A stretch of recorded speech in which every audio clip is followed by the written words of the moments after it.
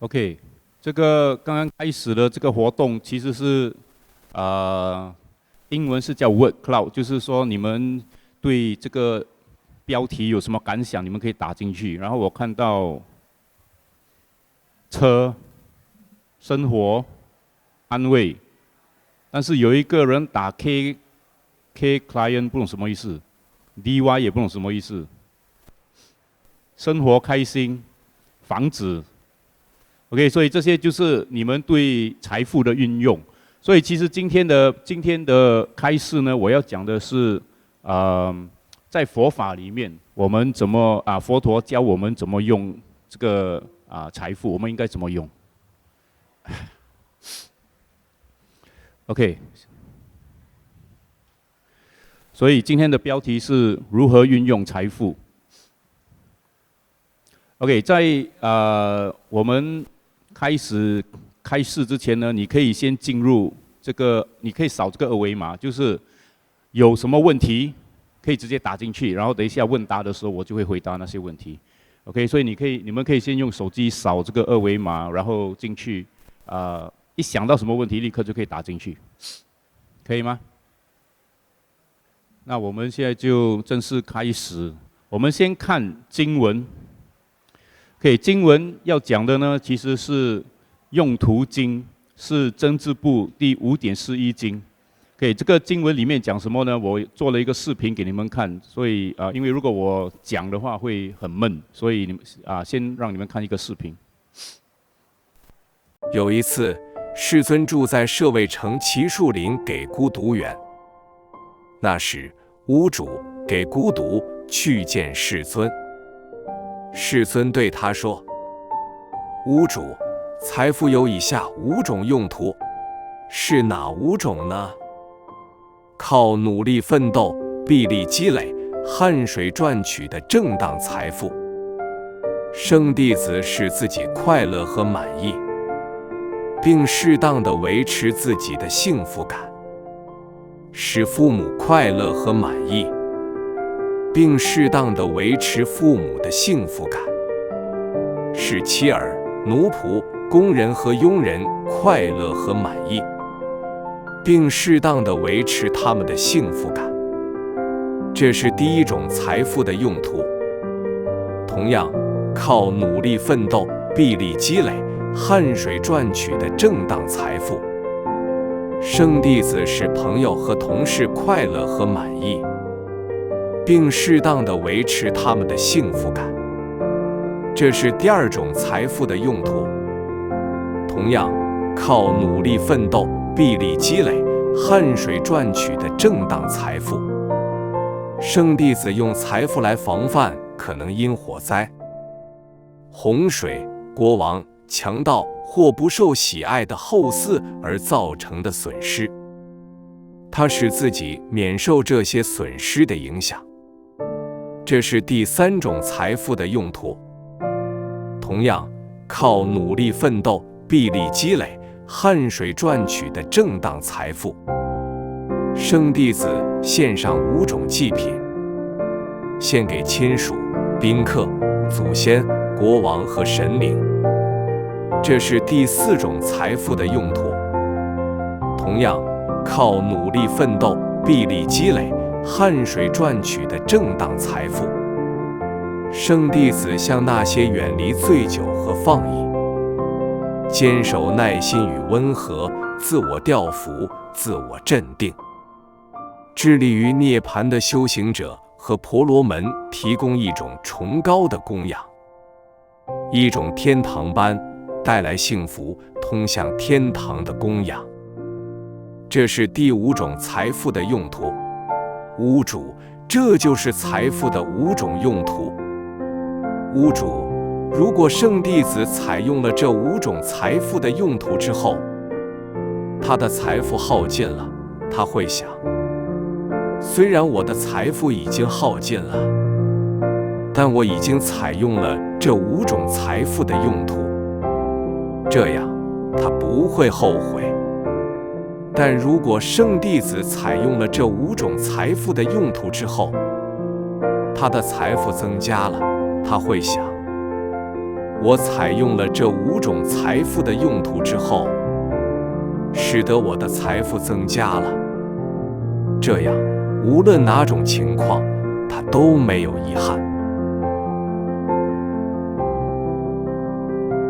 我享受了我的财富，支持了那些依靠我的人，我克服了损失，我献上了提升心灵的宗教捐献，我还献上了5种祭品，我侍奉了那些有德性的僧人，那些自律的独身修行者。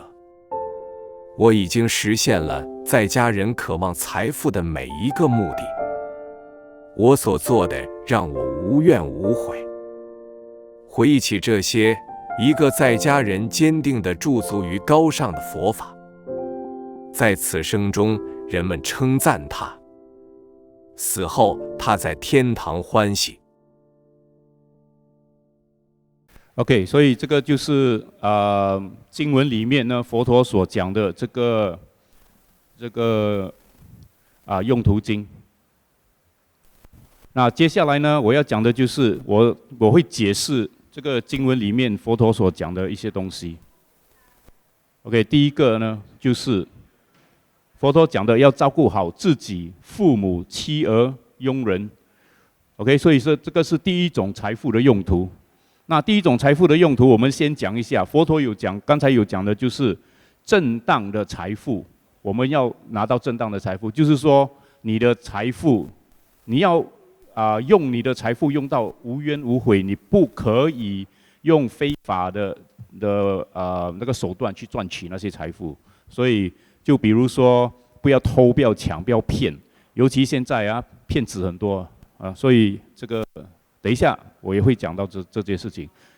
所以正当财富呢，在佛法里面，佛陀也有讲过，什么是正当财富？其实就是在8正道里面呢，所谓的正业。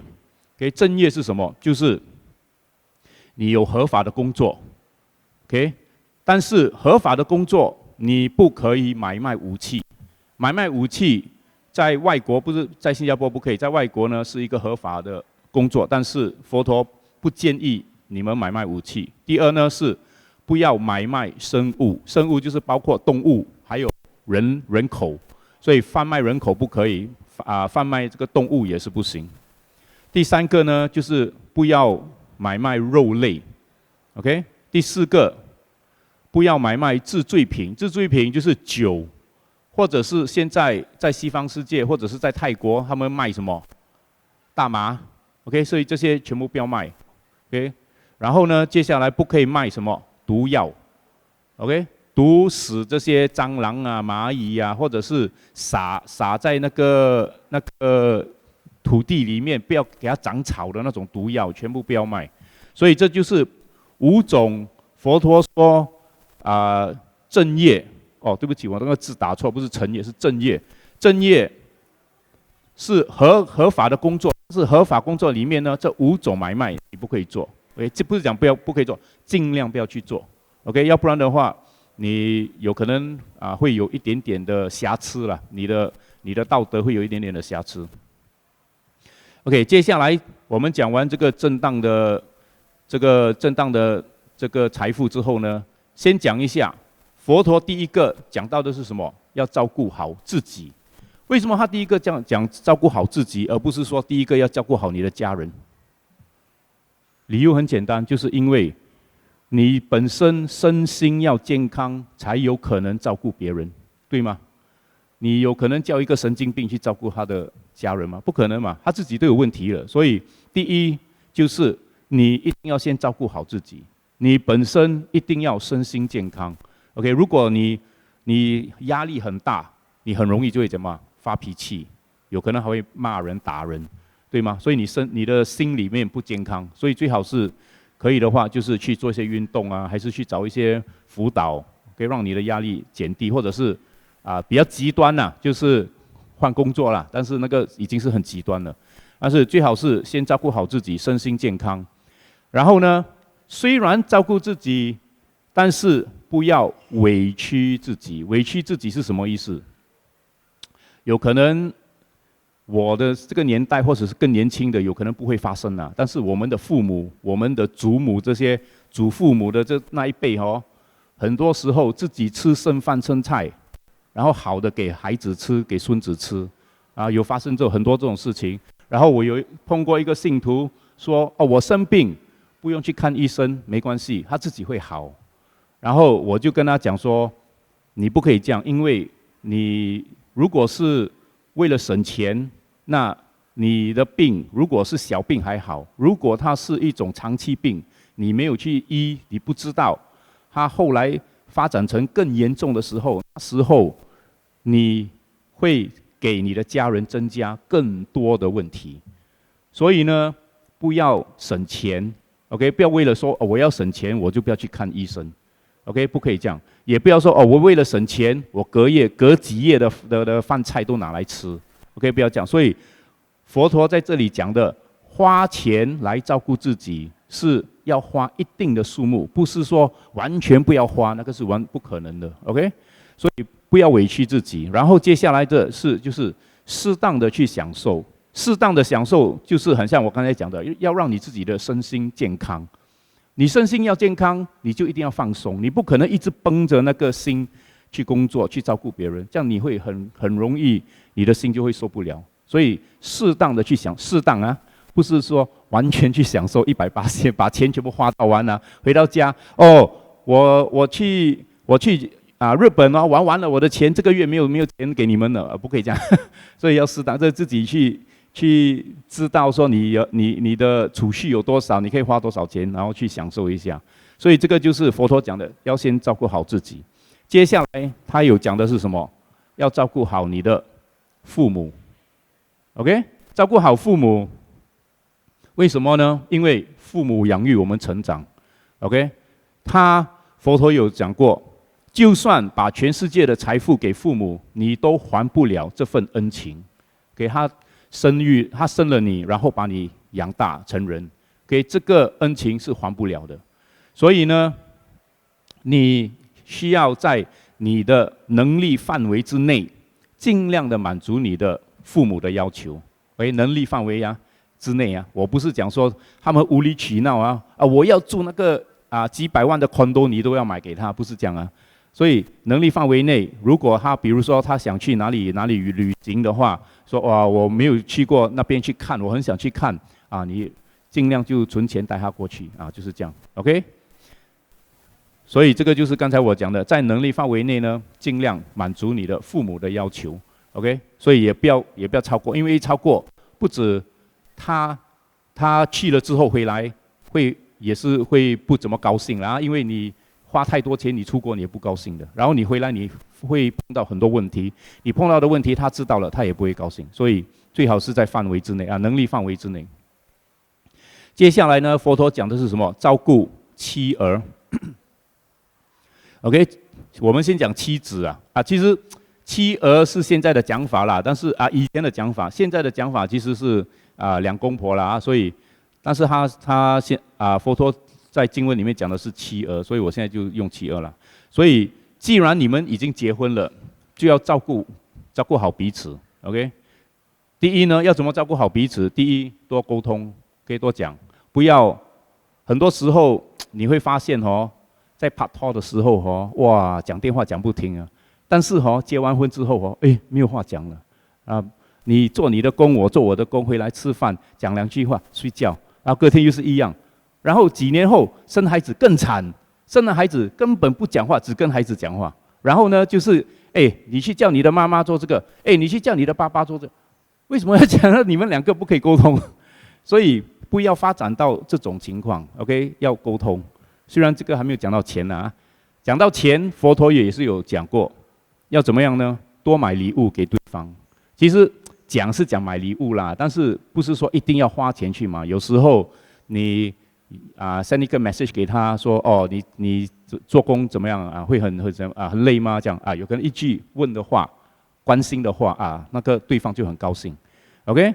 所以就是多沟通，然后呢就是要就是尽量可以花一点钱让对方高兴，你就花一点钱去高兴一下。有可能庆祝一下你们的结婚周年日那个出去吃一餐比较好的这种都可以去做。OK， 接下来讲一下照顾孩子。既然你们生了孩子呢，就要好好的照顾和教育。OK， 为什么我这么讲呢？因为我以前是做老师的，我碰到很多情况呢，那个孩子叛逆，因为我是在教中学啦，所以叛逆的孩子很多很多。然后孩子叛逆呢，我们学校已经该罚的也罚了，该辅导也辅导了，该做的都全部都做完了。然后那个孩子的file这么厚，叫父母来 meeting 讲一下，你的孩子怎么样？他第一句话问：你们的学校为我孩子做了什么东西？我们看着那个file这样厚的file，你以为这个file从哪里来的？是我们写报告出来的，不是拍照拍出来的。所以你生了孩子，你就要有那个责任去照顾他们。OK， 不要把责任推给老师，推给学校。OK， 这个你很不负责任。所以你教育好他们呢，但是这个是一个极端啊。另外一个极端是什么？完全不了解孩子。为什么这样讲呢？就是我要你学钢琴，我要你学芭蕾，我要你学这个学那个学这个学，我要你去补习，我要你去补习这个科目那个科目，全部都是你要，不是你的孩子要。现在很多这样的情况啊，他们讲学校的压力，别的父母给的压力，但是你有没有想到说，钢琴、芭蕾或者是其他的东西不需要的，是你自己去加给你的孩子。所以呢，第二点是培养孩子的长处，而不是让孩子完成你未完成的心愿。明白我在讲什么吗？就是你以前你想学钢琴，但是你家没有钱给你学钢琴，你现在生了孩子，硬要逼那个孩子学钢琴，但是那个孩子对他一点音乐天赋都没有，你知道的，他弹了你几个小时在学都没有用。你已经知道他没有音乐天赋，但是你就硬要他学，为什么？因为你以前的心愿是你要学钢琴，你学不到，现在你把你的心愿就套在你的孩子的身上，所以不要这么做。所以培养孩子的长处就是你跟他们接触这么多年，从小到大，你知道他们的长处在哪里，他们的短处在哪里，他们喜欢什么，他们不喜欢什么。那他们喜欢什么，你就尽量花一点钱去给他们上课，去培养他们的长处。OK， 不要硬把自己的思维放在他们的身上。OK， 他们也是人呐，但是虽然是你的孩子，但是也不是说180%就是你讲什么他们就要做什么。OK， 所以要多了解你们的孩子。接下来呢，要讲的就是照顾佣人了。现在很多新加坡的家庭都有佣人了，对吗？这里谁没有佣人？啊，这么多啊？OK， 这样讲你们很省啊，很好。OK， 所以如果有佣人的家庭呢，你们要尽量照顾好佣人。怎么照顾呢？就是先了解一点，就是每个人都有自己的成长环境。很多时候我们在这个新闻报道里面报道里面呢，看到这个佣人被虐待。OK， 很多时候都是因为我们把我们的思维、我们的习惯套在他们的身上。我们怎么做，他们就一定要跟着怎么做。他们不这么做，就是一定是错，然后你就骂，要不然就是更严重是什么？又打，又不让他们吃，又怎么样，就是虐待他们。所以第一点要先了解，我们每个人的成长的环境都不一样。OK， 所以呢，如果他真的是做错了，你就教，不需要一直骂。OK， 更严重的是去打，不要去打。OK， 也不要去骂，就是先教。然后呢，我有听到就是更极端的啦就是佣人要用的东西不给他用，或者是限制他可以用多少。OK， 我有听过，就是比如说洗碗巾他说你洗碗巾每一次只可以按这么多，你不可以按超过2次还是3次。OK， 所以他还要很省的用。然后呢，佣人本身的那个洗发精啦、沐浴乳啦这些啦，也是限制1个月只可以用1瓶还是怎么样，全部都有限制就对了。或者是你们有可能在外面看到，就是那个家人整个家庭在餐厅里面吃饭，但是佣人是坐在外面吃饭的，有看过吗？然后他们买一包不懂什么东西给他们坐在外面吃，他们的家人全家在餐厅里面吃，有看过吗？没有啊？这样你们要多去走，多出去走看看，这真的有这样的事情发生 ，OK？ 或者是就算佣人在餐厅里面也不买的给他们，等吃完了出去再买便宜一点的给他们吃 ，OK？ 所以尽量不要这样。你既然已经有钱请佣人了，就对待他们好一点 ，OK？ 这样的话，至少他们心存感激，他们也会帮你把家务做得比较好，照顾你的孩子也照顾得比较好 ，OK？ 所以这个就是照顾佣人。以前佛陀时代当然有奴隶、有佣人、有这些人也是有 ，OK？ 所以佛陀那时代他讲的就是这一群人。所以基本上呢，第一个财富的用途就是把你家里面的所有人照顾好。所以以前呢是父母、妻儿、佣人全部住在一起，所以呢意思就是说把你家里面的人照顾好 ，OK？ 所以这个就是第一种财富的用途。那接下来呢，我们讲第二种财富，就是搞好朋友和同事的关系，这个是第二种财富的用途。这个就是我们现在讲到的，就是家外面 ，OK？ 家外面的那些关系。第一个讲的是朋友的关系，朋友的关系呢，我们要知道，可以交心的朋友很难找 ，OK？ 比较容易找就是我们从学校、中学、小学开始交到的朋友，可以一直陪伴我们到老的那种朋友，那个当然是最好，是因为他们可以交心嘛，因为你从小就已经认识了。比较难的就是什么？你出来做工了之后，在公司里面的同事变成朋友，那个有可能会比较难交心了。但是也有例外啦，就是说你们两个知道你们的工作环境工作的难处，所以你们变成很可以交心的朋友也有这种例外。所以要找到交心的朋友很难找，所以呢，如果你找到了就要珍惜如果你有一个，就算一个也好，你有一个这样的朋友，你有什么烦恼你都可以跟他讲，他有什么烦恼他也可以跟你讲这种你就要珍惜 ，OK？ 不只是珍惜，你要怎么样呢？帮彼此解决困难 ，OK？ 尤其是什么金钱上的困难 ，OK？ 金钱上的困难，如果不管是你也好，别人也好，他也好，有困难呢，就可以的话，就尽量去帮忙啦。当然也是在你的能力范围之内啦。如果之外的，你就也是爱莫能助，就也是不可能了。OK？ 所以这个就是朋友关系。接下来呢，就是同事的关系。跟同事和上司呢的关系好，你工作时呢就会比较容易，也比较方便。OK？ 所以你要怎么去搞好关系呢？就是我不是叫你们去杀咖那个上司不是是真心的就是不要去，虽然他做的东西不是很对，也不要去就不要去生气。一句话，对事不对人。OK？ 那件事情他做得不好，你只对事，不要那件事做得不好，他其他的做得好，你还是去讲他，他不好，他怎样。OK？ 对事不要对人 ，All right？ 所以呢，第一，你可以呢就是请吃饭，偶尔请吃饭就算是你的上司，他赚的钱比你多你偶尔也是可以说，来，我们一起去吃饭，来我请这样也可以 ，OK？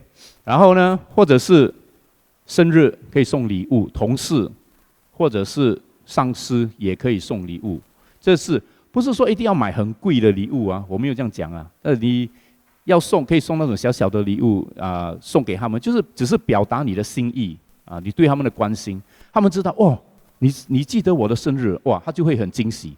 那过后呢，做事情的时候，他对你也会比较友善一点，至少因为他知道你至少有记得他 ，OK？ 所以这个就是同事的关系，用一些金钱来搞好这个关系。那接下来呢，佛陀讲的第三种财富的用途就是防范灾难、国王、强盗或不受喜爱的后事。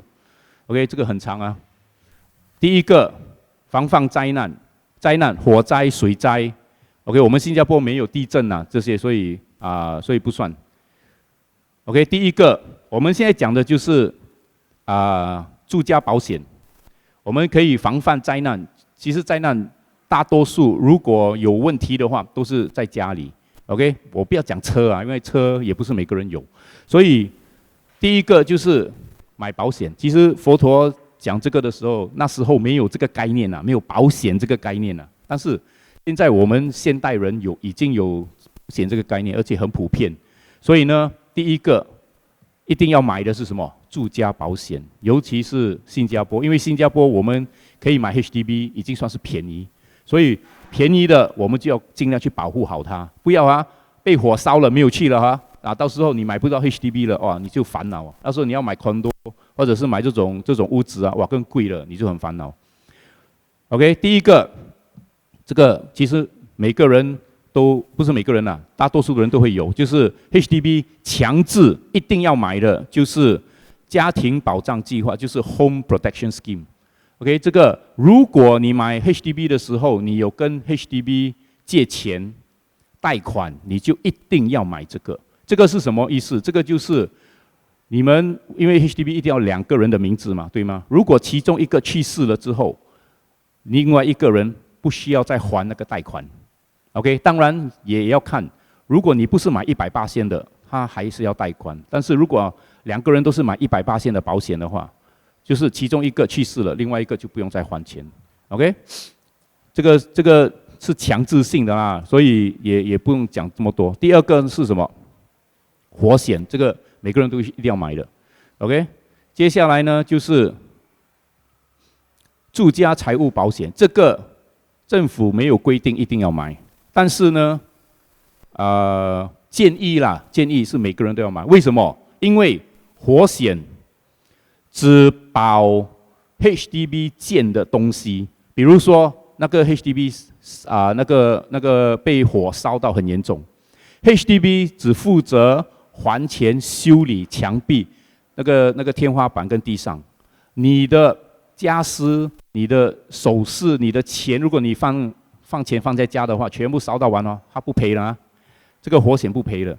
所以如果你要连你的家私这些全部东西赔，还灯这些东西全部保到完呢，你要买额外的住家财务保险。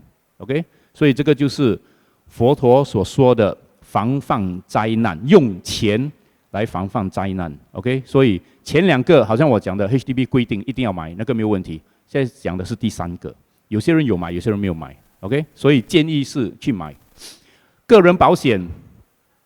我们不只是家，也要防范我们本身的一些灾难。个人保险呢，每个人都会有医疗保险 ，Medishield。OK，Medishield 是什么？住院的保险，就是说你住院住了几天他比如讲1万块了比如讲1万块，那你需要还一些钱，然后呢，从你的Medisave 里面扣了之后，其他的就是 Medishield 会赔会补偿。然后呢，这个也是每个人都会有的，这个不用讲太多。接下来要讲的是人寿还有全残保险。这个呢 ，OK， 这个是从 Internet 讲的，不是我讲的。Internet 讲呢，有他们讲呢，人寿跟全残保险呢，保障呢，最好是买家庭年收入的10倍。OK， 家庭年收入的10倍。就是说，如果那个家庭里面只有老公做工，老公1个月赚5000块，那你就要买10倍，就是你要保5万块。为什么？这样的话，如果那个就是他的收入只有1个人的收入的话，他去世了 ，OK， 或者是他残废，完全不可以做工了，至少你还有10年的保障 ，OK， 要不然的话，那个人一去世，你整个家庭没有人赚钱的话，你就完蛋了 ，OK， 所以建议是10年。再讲一次不是我讲的，因为这个我也不清楚，我是查 Internet 他们讲的。然后接下来呢，另外一个也是建议买的是什么？重疾 ，OK， 这个英文是叫 critical illness 啦。这个呢，重疾呢，他们讲呢要买的是5年年收入以上 ，OK， 所以这个重疾就是 critical illness， 就是比如说那个人中风、心脏病、癌症这些东西很重大的疾病，5年收入以上。为什么他们建议5年呢？因为通常这些重疾呢，你要康复需要大概5年，大概 OK。所以如果你5年里面你不可以做工，你要一直去做疗程的话，至少你的保险可以保你5年 ，OK， 5年里面你不用去担心你没有钱用，没有钱花，你的家人也不用担心，你可以直接去做你的治疗。5年之后你才去想说你要怎么去就是再找回那个工作还是怎么样 ，OK？ 所以他们建议是5年的年收入。年收入的意思就是说，再用回刚才的例子，那个父亲呢，他1个月赚5000，一年就赚6万，所以你要保的就是6万乘5年就是30万了，所以你要保30万，就是5年以上 ，OK？ 当然，如果你可以的话，保更久就会有可能会比较好啦，就是这样。OK， 接下来呢要防范，其实佛陀讲是防范国王。为什么要防范国王呢？是因为以前国王随时随地他看到你的家，他喜欢你的家，随时就是可以充公，就是他的 ，OK？ 或者是看到你的老婆很漂亮随时是充公就是他的。所以，但是现在呢？法治社会，政府不可以随随便便讲我要你的家就这样收回来。所以呢，我把国王改成经济 ，OK？ 现在我们要防范什么？经济，就好像现在 COVID 完了之后发生什么事情？通货膨胀，对吗？每年通货膨胀升高，然后还有什么？利息越来越高，对吗？你要买屋子，利息高；你要借钱，利息也高。所以呢，要防范这些东西。怎么防范呢？就是投资。或者储蓄 ，OK， 投资我不要讲太多，因为这个是另外一个专业的领域我也不要讲太多，我怕讲错。OK， 我先讲储蓄。储蓄呢，现在因为利息高的问题，我们有很多方面可以去就是存钱，然后拿到高利息。其中一个是什么？定期存款 ，OK，fixed deposit。fixed deposit 现在呢，我刚刚查，昨晚刚刚查。1年的 fixed deposit 呢，定期存款呢，可以拿到大概3.25%了。OK， 所以你不要把钱只是放在你的储蓄银行里面，那个储蓄户口里面储蓄户口里面它给你最多是1%，还是少过1%呢？你只要把它放进那个 fixed deposit 里面，你就赚3倍了嘞。所以这个是免费的钱不拿白不拿，所以不要只是死放在那个储蓄那个储蓄户口里面。当然你不是说全部放进定期里面，你要放一些来做这个防范你需要急用的时候 ，OK， 有多余的钱你就放进定期存款。第二呢，就是那些还在做工还有薪水的人呢，你可以就是放进这个什么储蓄优惠配套。OK， 储蓄优惠配套是什么？就是现在那3个银行DBS、OCBC、UOB， 其实也有其他啦，那些中国银行啦，那些美国银行全部都有。就是你每个月把你的薪水存进他的户口里面你的户口里面，在他的银行里面。还有呢，你再加上你用他的信用卡还钱，还一定的数目，有可能1个月还500块。还有呢，就是有可能你投资一些其他的产品。你就可以拿到很高的利息，大概3到4%看哪一间银行大概3到4%。你们自己去查这个，我没有这个要讲的话很长，所以呢有2个方法，我只是讲储蓄，不要讲投资，储蓄而已呢。你可以用 fixed deposit 定期存款，或者是呢这个储蓄优惠配套，你慢慢去跟那些银行问一下，去了解一下。OK， 现在我在这边只是提起一些而已 ，OK， 所以这个就是防范经济，他们给你3% 4%有免费的钱就去拿，不要说只是放在储蓄户口1% 这样。OK， 接下来防范骗局，这个很普遍 ，OK， 虽然佛陀讲的是什么防范强盗，但是现在我不要讲别的国家，我们讲新加坡就好，新加坡强盗已经很少了 ，OK， 很少。其实有，我昨天刚刚看到新闻，好像有一个强盗在 Chinatown 抢劫被抓到，昨天，所以但是很少，所以但是现代最大的问题是什么？骗局 scammers，OK，所以这个一定要防范。怎么防范呢？第一，注意新闻，然后呢，注意银行的布告。你懂那个银行的 app 哦？每次你打开，它都会有一个布告跑出来，跟你讲说，现在他们的 scam 是怎么样，要去读啊，不要一开啊你就跟它关掉，你不耐烦的关掉。为什么一定要跑出来？要读，你读了你才知道说现在的那些骗子怎么设局来骗你。你不读，你不知道，你就会有可能是下一个被骗的。OK， 所以要去读。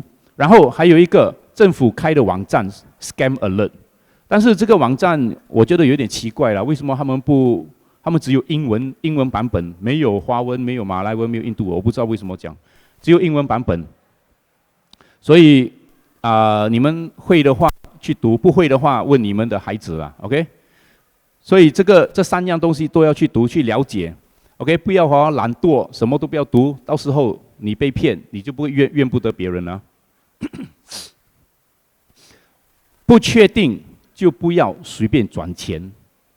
OK， 你接到电话，你的孩子住院了，你需要这个需要还这么多钱，哇，你就赶紧你就转钱，不要这样。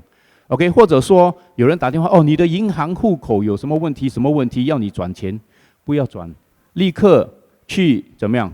去找那个银行，亲自去银行也好，去找网站打电话也好，自己打，不要用那个人给你的电话，也不要用那个人给你的那个链接去。你明白我在讲什么吗？比如讲，有人讲你的 DBS 户口有问题，他给你那个链接，你不要用那个，你要用就用原本 POSB 还是 DBS 的那个链接，或者是电话。OK， 这样你就比较没有这么容易受骗。接下来，这个也是花钱要花钱的。手机不要用太多年，有些人的手机8年、9年、10年都没有换所以不要用太多年。为什么？不是我不是在帮手机公司赚钱是手机太久，你的软件没有翻新很容易被这些骗子侵入你的手机。他一侵入你的手机，你还在你的手机里面用你银行你打密码打什么用银行我跟你讲，全部给他偷到完了。然后你第二天你再看你的银行户口的时候几百万变成零了，没有去了。所以手机不可以用太久。据我所知呢，Samsung 呢，它给的软件翻新不是软件翻新其实是安全翻新。安全翻新呢，它会给5年。所以呢，建议就是5年换一次手机。OK， 手机不用买太贵，现在手机大概600块买到一个不错的，拍照也不错的功能也不错的，600块，用5年，就是每年多少？120块，一个月10块钱。OK， 一个月10块钱买一个手机不贵。OK， 你们去喝一杯泡泡茶都多少钱了？几块钱一杯？现在是多少钱我都不知道。以前1-2块就买得到，现在呢？3块、4块，有吗？或者是呢，去吃快餐店 ，McDonald's 吃一次你就10多20块就没有去了，对吗？所以10块钱一个月，然后每5年换一次手机不贵 ，OK， 可以去换。为了保护自己保护自己的钱，接下来呢，用 Samsung 手机的 Secure Folder。OK， 我不是帮 Samsung 打广告我没有赚钱这个。为什么我讲这个呢？是因为这个真的是很好用，因为我本身也是在用 Samsung 的手机，很好用。Secure Folder 是什么意思？就是它是一个软件，手机我们通常要有密码或者是手指印才可以进去，对吗？通常那些骗子呢，他可以侵入你的手机，是因为他一进去了，他就可以在里面呢拿到你打密码、打银行密码的那个你的密码，他就可以进入你的银行或者是你有 OTP 进来，他也看得到。但是这个 Secure Folder 是什么？在你手机里面，它再安装多一个软件在里面，这个软件也是需要另外的密码或者是另外的手印才可以进去。就很像比喻是什么？你在家里面放一个保险箱，有小偷进去你的家，但是他要开保险箱，他开不到，明白我讲什么吗？所以他偷不到东西。所以呢，我的建议是什么？你把银行 App、SingPass App 还有什么？还有其他的关于钱的 app 啊，全部放进这个 secure folder 里面。那如果你的普通手机被侵入，他们进不了，你进去里面打密码，他们看不到，所以他们拿不到你的资料，他们也不可能去你的银行偷你的钱，明白我讲什么吗？就很像，记得就很像是你家里面放一个保险箱，他们进得了你的家，开不了你的保险箱，也偷不到你的东西。OK， 所以这个是我介绍 Samsung 手机的原因啦。OK， 所以这个很好用。那你可以怎么样？就是你们有可能用 Pay 啦，还是那个什么 Simply Go 啊，那个你们搭 MRT 啊，用 handphone 这样 tap tap tap 这样，这个不用放进去，这个放外面可以，但是你不要一次过去存1000块在里面啊。我不懂有没有人这样做，但是我有时候有些人他们 MRT 卡普通 MRT 卡不是 Simply Go， 我一看他们一 tap 我走过，哇，几百块在里面，不要存这么多钱最多100块存。完了再去 top up 就够了，不要一次过放几百几千在里面，你一不见就全部没有去了。OK， 接下来防范后事佛陀讲的是不受喜爱的后事啦，但是有时候受喜爱的也是会很麻烦的，所以建议你是什么？要靠自己，不要把未来交给别人。OK， 意思是什么呢？就是不要一直想说我的孩子会养我 ，OK？ 不要这个已经是很过时的想法，我的孩子会养我，不要这样想。你怎么样呢？都要保留一点钱给自己 ，OK？ 所以呢，你要了解到人是会变的，不管你的孩子也好，你的伴侣也好，谁都好，人是会变的 ，OK？ 他几时变你不知道，所以呢，你不可以说不照顾他们。不给他们钱，你也不要说全部给到完。OK， 我们佛教里面讲的是什么？中道，就是不要走2个极端，要留一些钱保护自己，然后其他的你要给，你给没关系。OK， 然后也是要了解到，有时候问题可能是出在孩子的伴侣或者是孙子。为什么这么讲呢？是因为有时候不是你的孩子要骗你的钱。是他的伴侣要他来骗你的钱，明白我在讲什么吗？或者是呢，有时候呢是你的伴侣有了孩子，那他为了他的孩子不知道要做什么东西他就想到要骗你的钱，因为他知道你有钱，明白我讲什么吗？所以为什么我讲人是会变，他每个阶段人的思维都不一样。你想想你自己，小学你的思维，中学你的思维是什么？然后等到你出来做工了，你的思维是什么？然后你做工了之后，你结了婚之后，你的思维又是什么？是不是一直在变？所以没有人是不变的 ，OK？ 所以要了解到这一点。所以为什么我讲呢？要靠自己，不要把未来交给别人，就是这样。那些很有钱的人，你可以比如讲什么？我现在先把58%的财产分给你，其他58%我自己收着，有可能可以这样做 ，OK？ 讲完防范呢，我们就讲到第4种财富的用途，就是祭拜亲属、祖先、神灵 ，OK？ 祭拜亡者 ，OK？ 亲属跟祖先算是亡者啦，所以祭拜亡者呢，算是什么？我们清明节，华人的清明节，不是7月佛陀所讲的很清楚他讲的是亲属跟祖先，他没有讲去拜7月的恶鬼他没有这样讲所以他是要我们祭拜亲属和祖先，而不是去祭拜恶鬼。所以呢，在佛法里面呢，没有7月这个概念完全没有。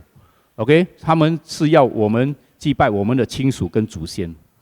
OK， 接下来要怎么祭拜呢？就是你可以去捐献，你可以捐钱也好，捐时间也好，捐你的体力也好。捐完之后，你去扫墓，就是说，比如讲清明节，今年清明节是什么？4月4号，对吗？清明节之前，你可以先去做一些义工还是去做一些慈善去捐钱怎么样？然后4月4号的时候，你去扫墓的时候呢，扫完了之后，你回向，你跟你的亲属已经去世的亲属跟祖先说，我已经做了这些功德，我现在回向给你，希望你得得到，你可以得到这些功德。这个是佛法佛陀所教的，怎么去祭拜你的亲属，已经往生的亲属跟祖先 ，OK？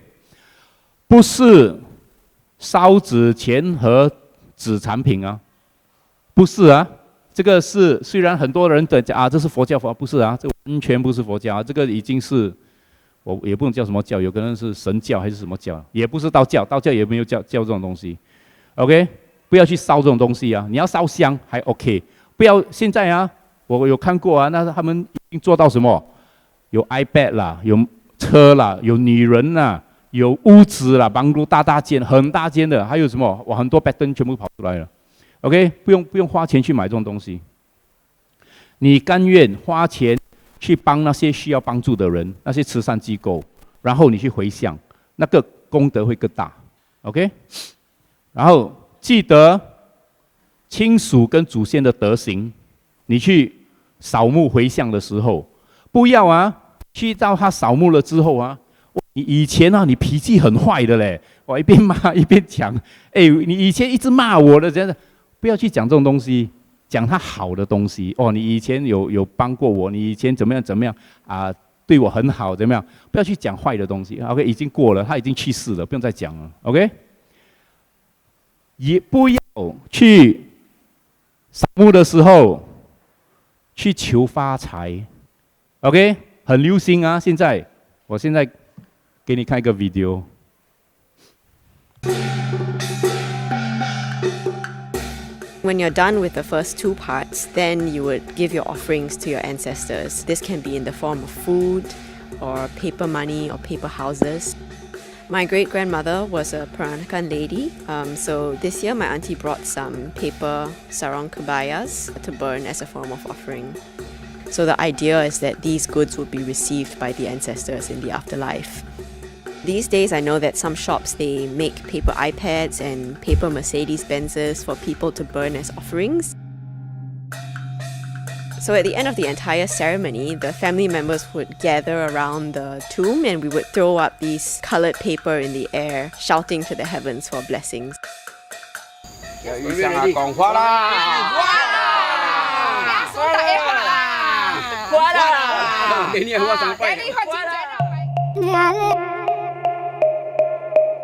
In the modern-day Qingming ceremony, I get a sense that there is so much emphasis on material offerings and also the expectation to be blessed with wealth and luck in return. And I think that's very far away from the original meaning of the Qingming festival. 你看，连一个非佛教徒都讲这种话，有没有听到？换啦，什么都要换我不懂其他种族会不会这样但是我们华人过年也要换。生日也要换，清明节也要换，还有什么要换？还有很多东西有可能 National Day 也要换，什么东西都要换还有什么来供养和尚，供养完念完经换也是一样要换，什么都要换。所以真的这么好换吗？你时时刻刻都想着要发财，不需要这样 OK？ 所以呢，我刚才讲的呢，就是去扫墓，其实是为了记得亲属和祖先的德行，然后呢，去祭拜他们，而不是要求发财。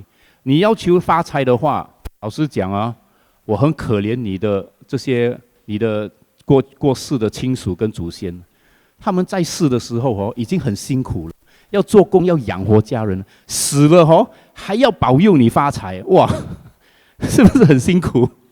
这样你以后你要小心因为你以后你的子孙就是去到你的坟墓的时候去跟你讲，为什么你没有给我发财？换啦，我也是要换。你会不会觉得心很累做人的时候也是这样，死的时候也是要帮他们发财，是不是心很累所以不要有这种心态。OK， 我们现在是佛教徒，我们就要用佛教的这个礼仪去对待亡者 ，OK， 就是记得他们的德行，然后呢，我们做好的东西，我们回向给他们，这样他们就可以得到那些福报。OK， 接下来祭拜神灵。祭拜神灵呢，其实有几种方法，在佛教可以做，就是很像这个祭拜这个王者一样，就是捐献之后呢，回向给神灵，或者呢念经，尤其是大集会经玛哈萨玛亚 ，OK， 这个是在长部第20经迪伽尼盖亚第20经，或者是打坐呢，用这个意神念，或者是这个白话语呢是叫做天随念，为了就是回忆神灵的德行。为什么呢？因为要成神，你本身的德行要很好，不然你成不了神。所以佛陀是教我们呢，我们回忆神灵的时候，我们祭拜神灵的时候，是要想到他们所做过的好事情，那来提醒我们，我们要怎么做才可以成为神灵 ？OK， 不是拜天公啊，这个是福建拜天公啊，或者是跳档、起档啊，这个也不是啊。跳档、起档是什么？你不是在祭拜神灵，你是在求神灵，对吗？你是有事，你才会去找这些跳档跟起档去要求一些东西，所以是你求他们，而且是一个交易 ，OK？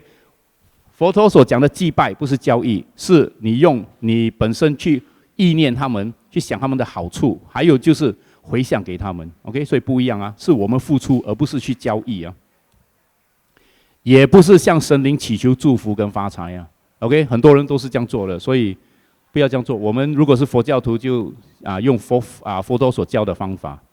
OK， 接下来呢，最后一个佛陀讲的就是供养致力于涅槃的修行者。OK， 是谁呢？就是供养僧人。致力于涅槃修行者需要什么？尽量减少贪嗔痴。OK， 你们知道这3个字啊，我不要讲太多，因为要不然的话时间很长。守好戒律跟维持正念的和尚，或者是修行者，就算不是佛教的和尚，你碰到其他的修行者，他们可以做到这3样东西，你也可以去供养他们 ，OK？ 但是如果你碰到的这些和尚，有看到新闻吗？今年过年的时候啊，没有人看到啊！哇，你们比我更孤陋寡闻了。这些和尚呢，和尚啊，他们在这个四马路那边要钱 ，OK， 15个和尚啊，15个啊。然后呢，记者现场目击有友善信迹后，经过僧人团一旦停下或掏钱出来，一群僧人就会蜂拥而上，纷纷伸手化缘讨钱。他们不是一个一个去，他们是全部一起去啊。然后呢，另外僧人们似乎专挑老人家下手，为什么？因为很好骗啊。其中不乏白发苍苍、行动缓慢的乐龄人士，都会被包围或拦下。OK， 公众于女士80岁退休就被拦下的其中一人，对于僧人团的行动，他表示新年期间不予计较，我不在乎，就当新年做好事。OK， 所以为什么我讲不要供养这些人呢？不是说穿袈裟就一定要供养啊，没有这样的事情。OK， 穿袈裟有可能是假和尚，就算是和尚，如果他们没有满足这3样条件的话，你也可以不用供养。OK， 所以呢，这个我要讲的就是这个态度不好，我不在乎。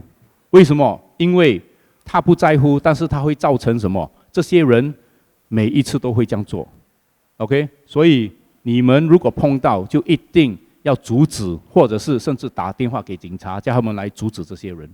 一定要采取行动，不要讲说不关我的事，我就不要做，或者是我有钱给他们2块钱没关系了，一个人给2块，10个人就是20块，100个人就是200块了 ，OK？ 所以你这样做的话，他们每次都会再来。我读到那个新闻，他们讲说每年他们都会这样做 ，OK？ 所以为什么会这样做？就是因为有这样的心态。哎呀，不用紧啦，新年给不用紧，不要有这样的心态，因为你不只是让他们知道说每年这样做没有事情，你也破坏我们真正好和尚的名誉。然后如果我出去，比如说我们巴雷莱每一天都会出去托钵，你们知道吗？都会在伯多周围去托钵。如果人家看到这篇新闻，他讲我不要捐给你们了，因为你们哪里可以讲了？这样是不是害到我们？所以不要去去供养这些人 ，OK？ 我们真正和尚托钵是怎么样？去到一个地方，我们会站在咖啡店或者是 hawker center 的外面，我们不会直接走进去，我们会站在外面。我们不会说我看到他年纪比较大，我就冲上去跟他要，不是，我们会站在一个地方，你走过，你要供养你就供养，你不要供养我们也是没关系 ，OK？ 如果你这个地方我们没有人供养，我们最多是跑去另外一个地方而已 ，OK？ 所以这是我们真正和尚托钵的这个举止 ，OK？ 我们是不是前去讨要什么东西都好，我们也不会这样做，我们只是站在那边等人来供养，这个才是真正对的方法 ，OK？ 那这5样东西之后呢？为什么没有遗憾？我享受了我的财富，支持了那些依靠我的人，我克服了损失，我献上了提升心灵的宗教捐献，我还献上了5种祭品，我侍奉了那些有德性的僧人，那些自律的独身修行者。我已经实现了在家人渴望财富的每一个目的。我所做的让我无怨无悔，对吗？你已经做完这5样东西，你可以讲说你已经无怨无悔，因为你每一个方面都照顾到了。OK， 你如果真的在这一刻我去世，或者是某个人去世，他做到这5样东西，他就不会有后悔的心理。OK， 他就会无怨无悔。回忆起这些，一个在家人坚定地驻足于高尚的佛法。在此生中，人们称赞他；死后，他在天堂欢喜。如果你可以真的做到这5样东西的话，很大的可能，很大，不是100%，很大的可能，那个人就会升天。他去世了之后 ，OK？ 所以驻足于高尚的佛法是什么意思？就是你受戒跟打坐。当你做这2样东西的时候，因为你这个五种财富的用法已经全部做完了，你受戒打坐的时候，你的心会很容易平静下来，因为你没有后悔，你什么都没有做错 ，OK？ 你的心很平静，而且你很高兴，因为你做对了东西，所以你受戒打坐，你会很高兴，而且很容易就可以心静下来。OK， 所以这个就是这篇经文的意思。现在呢，我们进入问答。我不知道有没有人去，没有人问问题啊。OK， 没有人问的话，你们现场有人有什么问题要问吗？关于这个经文也好，或者是打坐也好，佛法也好，什么都可以。有吗？或者是你们害羞的话，用电话 scan 这个2维码，然后你打进去，我这里看得到，我就可以回答你们的问题。用英文也可以，华文也可以，没关系，我2个都可以，都读得懂。我们等5分钟啊。如果你们嫌麻烦打字的话，伸手，我们这里有麦给你，立刻可以问了。需要麦啊，因为这样其他人才听得到。没关系啦，没有人看得到，你戴 mask 没有人看得到。OK， 没有声音。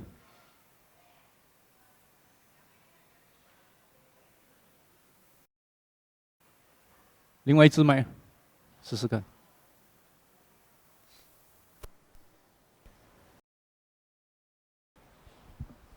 安队，我想问你一个问题，就是说，每次我们在静坐前，是不是先要礼佛，然后才打坐，还是要念一段经文才打坐会比较好 ？OK， 你打坐之前的这些准备功夫啦，我们讲准备功夫，你要看你自己通常是什么情况。如果是一直打瞌睡，那其实不管什么情况都好了，就是你可以念经也可以，你要礼佛也可以，或者是你要去做一些轻量的运动，就比如说去走走半个小时回来再打坐也可以。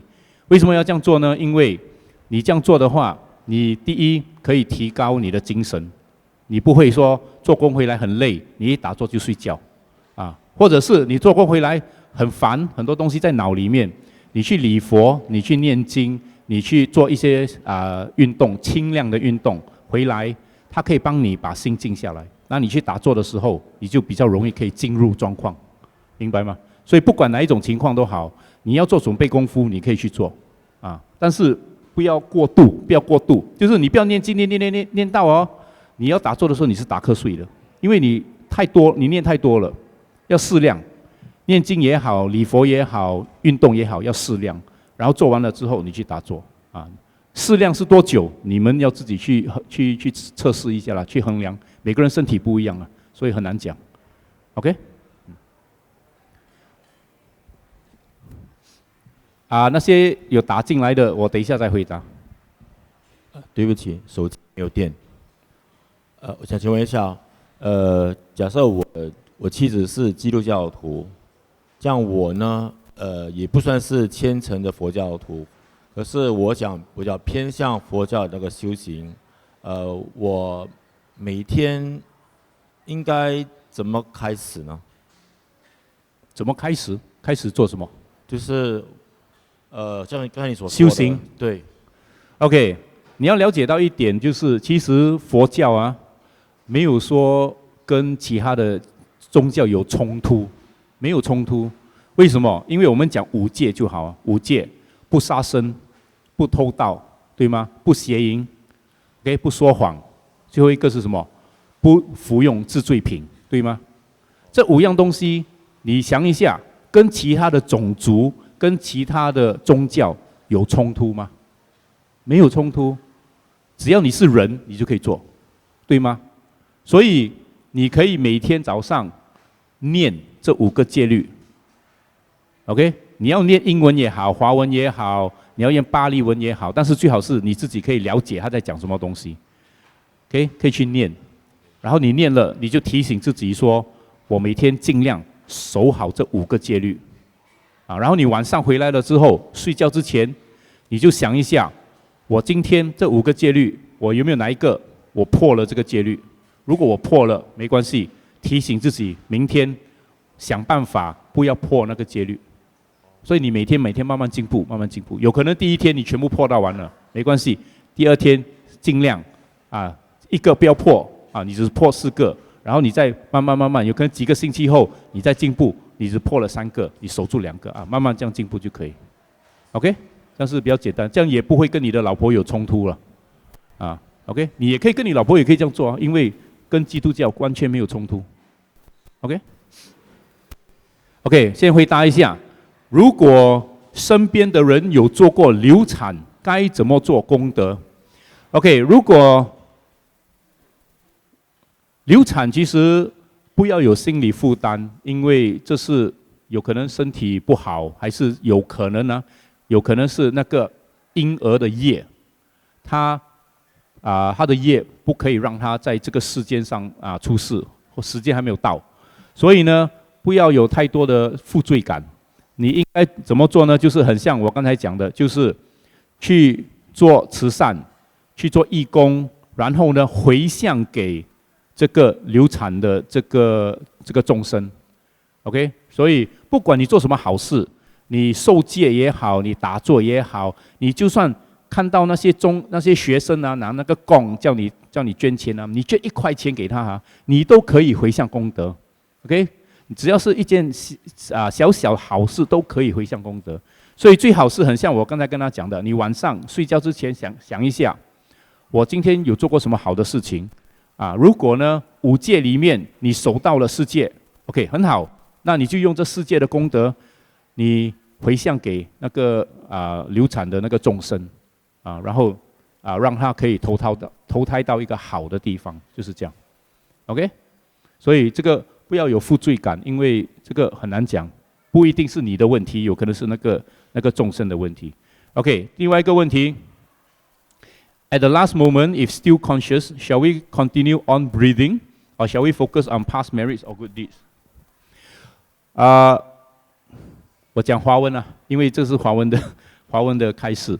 OK， 他是问呢，在死亡前的一刻，我们应该专注于呼吸，还是专注于以往的过往的这个好事，或者是善业啦？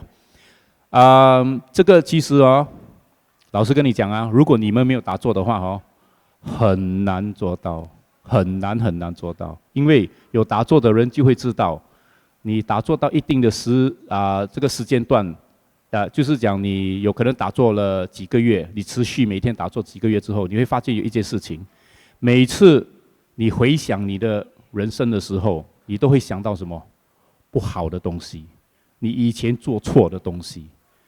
所以呢，如果你没有打坐的话，你要在死亡的一刻想回你以前做过的好东西，很难。我可以跟你讲，真的是很难，90%你做不到。OK， 所以呢，最好是什么？你当然最好是现在可以开始打坐啦，每天不用多，半个小时就好。OK， 半个小时，你要用什么方法？那个你们自己去决定。而且你要讲，死亡之前你要专注呼吸。如果你平时你完全没有做这个打坐，这个专注呼吸的这个打坐你也是做不到。你知不知道呼吸多难察觉？很多人察觉不到呼吸的。你们不信的话，你现在闭着眼睛，我跟你察觉一下，你吸呼，你这边你感觉得到吗？感觉不到。你手放在你的肚子那边，有可能你才感觉到它进出。但是你躺在床上面，有可能你的手都不可以动了，你是比什么管全部插在你的身体里面，你怎么去动？你的手动不到。然后呢，现在的人要观呼吸，他们感觉不到怎么样？他们在这边擦红油，擦了然后凉凉的，进出，然后很凉就察觉得到了。但是你去世之前，你有可能擦红，给我擦红油，快点，我要走了，快点，不可能的嘛，对吧？所以我建议是，你去世之前呢，如果你真的什么打坐都没有做过，最好的就是什么，专注在你的身体，不管什么感觉都好，痛也好，不舒服也好，或者是你躺在床上面很久了很闷那个地方，专注在那个感觉，比较容易，要不然的话你完全做不到的。OK， 所以我的建议还是现在开始打坐，一天半个小时。OK， 不要到最后你什么都做不到，你想到不好的东西。我先跟你讲在佛法里面佛教里面，佛陀讲的是什么？去世前一刻想到好的东西，很大的机会你就会投身到好的地方。你做人的话，你有可能就是投身到好的家庭，或者是更好的话，你的业可以支持你的话，你就可以投身到天界做天神。如果你去世的前一刻，你想到的是不好的东西呢，很大的可能你就是会投身到三恶界。三恶界是什么？动物界、恶鬼界、地狱。OK， 所以鬼界不是很像我们想象的这么好你下到鬼界，你就是成为一个恶鬼，你永远都是饥饿的。不管7月他们供养什么东西，你吃了都不会饱了，一定会继续饿下去。OK， 所以我劝你们还是现在开始打坐。OK，during meditation, is it better to put the attention on the rising or falling of the tummy, or is it better to focus on breathing? Thank you. OK， 他问的是在打坐的时候呢，专注在腹部、肚子那边的起落，或者是专注在呼吸。我想象呼吸应该是嘴巴这边因为其他的地方你也很难察觉到。所以是这边呢，还是肚子，就要看你本身。如果你是初学者，你可以专注肚子，但是一个很大的但是如果你一直专注在你的肚子上面呢，你会就是说你会进步到一定的阶段，你就会遇到瓶颈。那个瓶颈你过不去，因为肚子太粗糙，它的动作太大。OK， 你很难把你的心越变越细，所以太粗糙你可以进步，但是进步到一定的阶段，你就会停在那边，永远不会进步了。所以你要进步的话，最好还是在呼吸上面在这个人中这边人中专注你的呼吸。如果好像我讲的，如果你这边不可以的话，你可以先肚子，肚子了之后，然后你再转来这边，或者是呢，很像我刚才讲的，擦红油，擦红油了，你就可以进出，你就知道了。OK， 还有别的问题吗？有人要问可以举手，或者是可以打进去。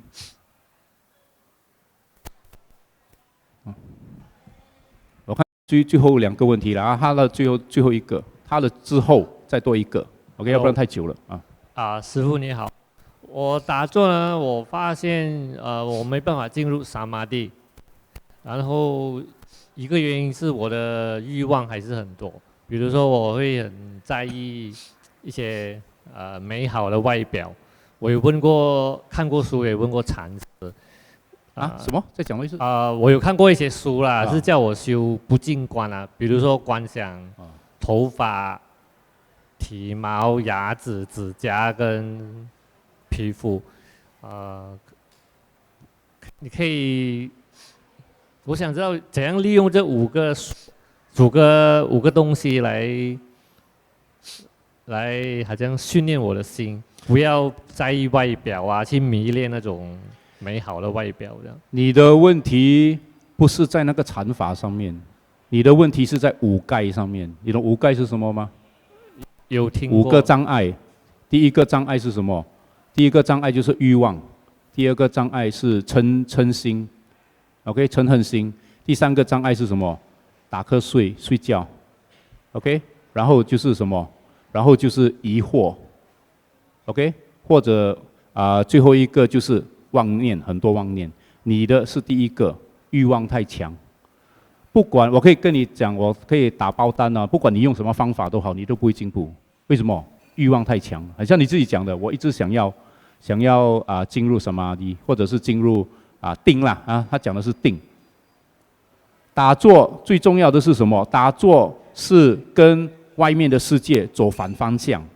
为什么这样讲呢？因为我们的社会，我们从学校开始，老师父母就一直跟我们讲，要读书，要拿到好成绩，要升职，要拿到高薪水，要拿到这个拿到那个，要争取这个争取那个，是什么？我们一直要去拿，要去抢。但是呢，打坐，你越想要去拿，你就越拿不到。打坐，你要进步，你就一定要学会怎么放，不是去拿，不是我要进入定，我要那个定，不是这样的。我一定要放下我的五盖，放了五盖之后，我才慢慢我的心会进入定，这个才是正确的方法，明白吗？所以我才讲，不管你用什么方法都好，你进不了，因为欲望太强。就是说有一个执着一个念头，想要得到一个。对呀，就是这个念头在阻止你啊。哦，这样，有没有一个比较具体的方法？就是说，具体的方法就是，当你的心在想什么东西的时候，立刻察觉了之后，立刻拉回来，不管是呼吸也好，不净观也好，什么都好，知道了立刻拉回来，不要再去想如果我进入定了会怎么样？那本书讲定应该是怎么样怎么样怎么样怎么样怎么样，你就继续想下去，不要这样。你察觉到你有那个念头，你想要什么东西的时候，立刻拉回来，放在你的那个你打坐的那个业处那边，明白吗？就是只是专注呼吸或者一个。你是做不净观对吗？对呀，你做不净观的话，如果你是做头发，你就抓住头发咯，不要放掉，而且不要一直转，头发变皮肤，皮肤变什么？不要一直这样转，先做一个先。如果你觉得皮肤最容易做，因为这样都看得到啊，你不要去做头发，头发看不到，皮肤比较容易。好像比如说我这边有一个痣，我就关注这边这一块皮肤，然后心里面就一直观想我那个皮肤那边有一颗痣，就是这样它是不净的，不净就是这样不要一直转来转去，这样你心定不下来。OK， 最后一个，大乘佛教认为人死后不可以接触大体8个钟头，否则会入恶道。不正确，我不懂是谁，有吗？有这个想法吗？但是在我们南传里面是没有这种想法。如果你这样讲的话，像那些处理尸体的，这样他不是完蛋了？这样每个都入恶道了。你明白讲什么吗？那些护士一定要动你的身体嘛，对吗？动那个亡者的尸体嘛，或者是医生要碰你的尸体，他要去查你到底死因是什么，这样你是不是每一个去世每一个都进恶道了？这样有道理吗？我讲的有道理吗？啊，你就算你在家里去世，然后你家人发现，除非你是那种去世2、3天没有人知道的啦，那种不要讲。要不然的话，你去世，你的家人察觉了，打电话 ambulance 一来 ，ambulance 就抓你上去了。他哪里还有可能等8个小时啊？这样你不是完蛋了？本来没有死的变死掉了，对吗？我讲的对吗？有道理吗？我们不要讲佛法大乘还是南传还是北传还是什么啦，我们用理智来讲啦，对吗？我们现实理智，你在医院重病去世了之后。一定是有人碰你的尸体的吗？不可能没有人碰的啊，对吗？所以这个讲法哪里可能成立？不可能成立。这样讲的话，不管你多少善事都好，人家一碰你立刻下地狱了，这样你不是完蛋了？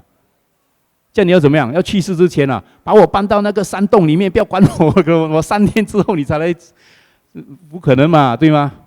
所以我本身的想法是这样啊，我没有要得罪谁的讲法，只是从理智来讲不可能。或者是现在这个是不要讲现在，以前也是不可能嘛。你一去世，一定有人处理你的尸体了，不可能把你放在家里发霉2、3天呢，要多臭！你们有闻过尸体的臭味吗？没有啊！你们真正去闻一下，我跟你讲，你会吐啊，真的会吐。你3天前吃的东西都会吐出来。OK， 所以不可能的，真的是不可能，很臭的，真是很臭的。然后你想象我们新加坡这样的天气，你要放8个小时，没有人动。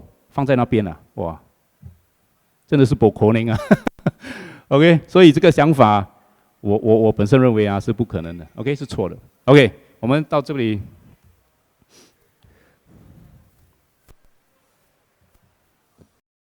其实还有最后一个活动啊，但是你们可以扫一下啦，就是你们对这个开示有什么感想写进去，这样。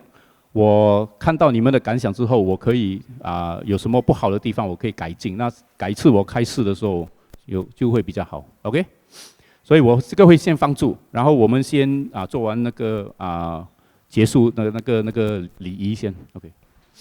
萨度萨度萨度。